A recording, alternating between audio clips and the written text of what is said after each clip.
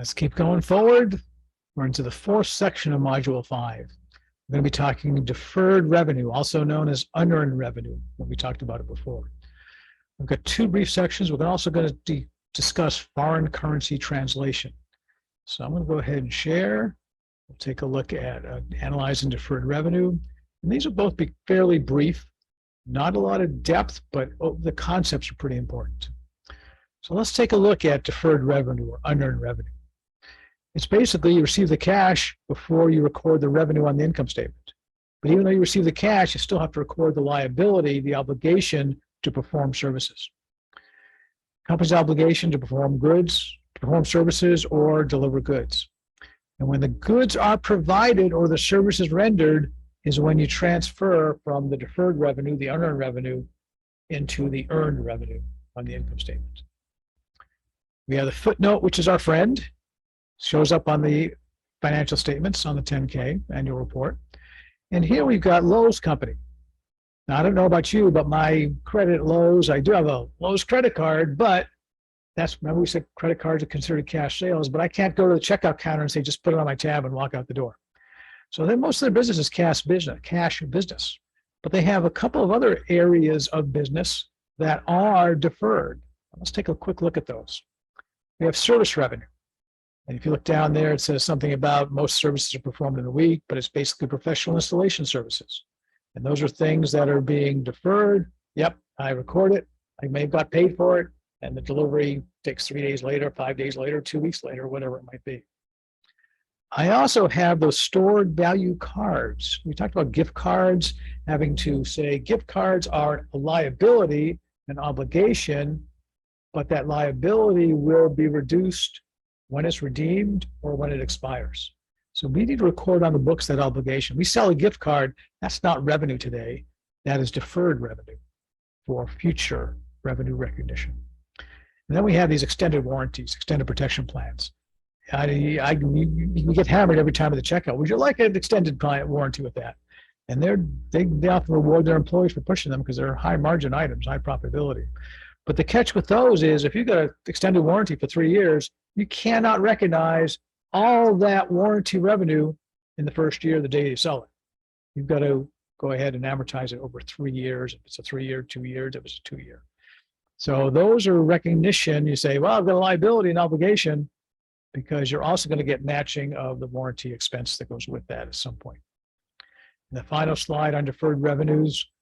If deferred revenues decrease from year to year, now if we look down below from 2016 to 2018, deferred revenue seems to be increasing in the extended protection plans, the extended warranties, addition to deferred revenue, recognized.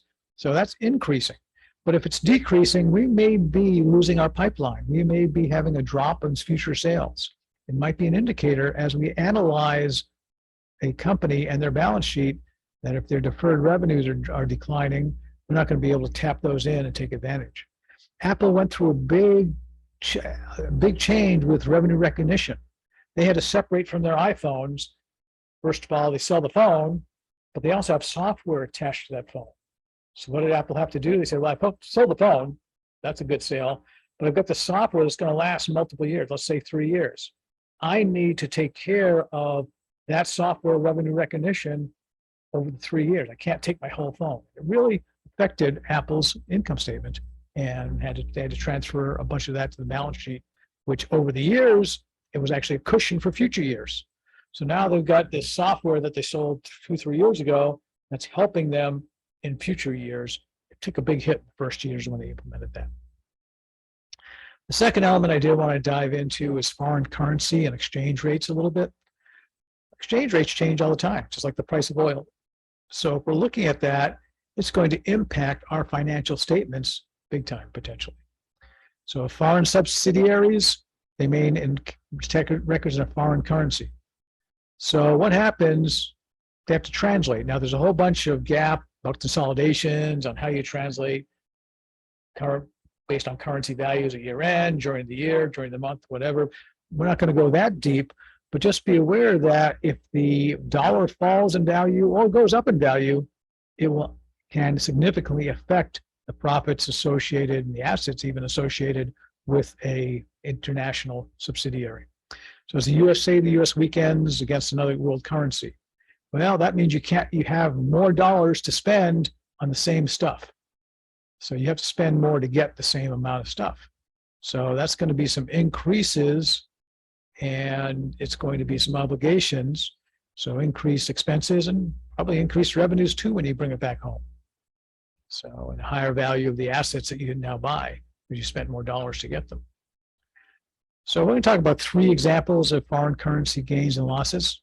So first, a company transacts business in foreign currency. So sales contract in euros, the US dollar weakens. It takes more dollars to take care of the receivable rises, and then we have a gain associated with that from the sale. So we have more euros coming in the door or more dollars coming in the door when we translate from euros to dollars. So, but on the side of purchase goods, the opposite happens, and we get a weakened with a weakened dollar. So the foreign currency takes more dollars, more expense paid out to acquire whatever where our purchases are. 2 other examples: if we borrow in a foreign currency, same kind of things. If the US dollar weakens, we're going to take more dollars to pay that back, and so we'll get a loss. And finally, the idea of repatriation. You might have heard a little bit about that. The tax laws changed a few years ago. They were over 30% and rates you were taxed if you tried to get dollars back to the US. And that's why a lot of companies were playing games. Yeah, we're selling in Europe and we're doing the sales in Europe, not for America. I think it was Caterpillar that got caught up in that. They were selling internationally, and CAT was doing sales, recognizing sales internationally, not domestically, so they didn't have to worry about some repatriation of cash and repatriation of funds, and it got pretty messy. So we have gains and losses that are realized, and we have gains and losses that are unrealized. And you also might recall our concept of comprehensive income. We talked about income statements on the annual report, statement of operations, statement of profit and loss, or income statement, whatever you want to call it. They're the statement of comprehensive income. Well, comprehensive income is often unrealized gains or losses, but there's a lot of foreign currency stuff on there too. There's pension plan stuff, but there are things on there that are outside the mainstream from our income statement. Then you will see some of those translation gains, losses, and some of the options that are bought, derivatives and options, because options are traded to take advantage of, or reduce risk, I should say.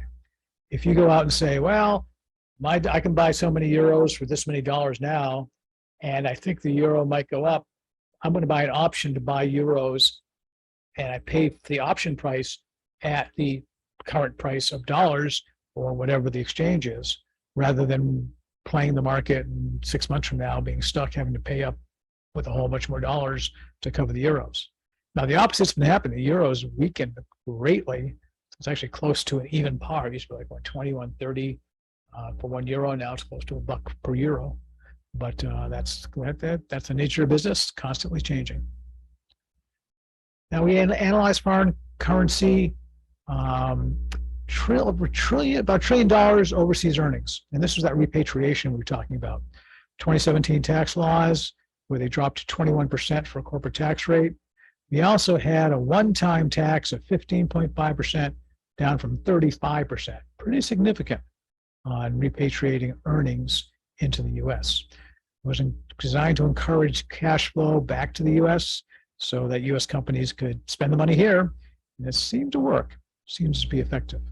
Note the last line, companies repatriated more earnings in the first half of 2018 than in the previous 3 years combined.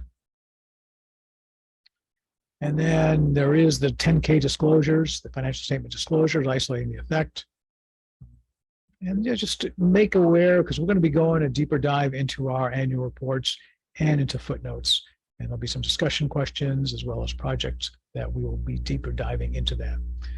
So thank you for listening. Appreciate your patience, appreciate your indulgence, and we'll look forward to keep moving forward.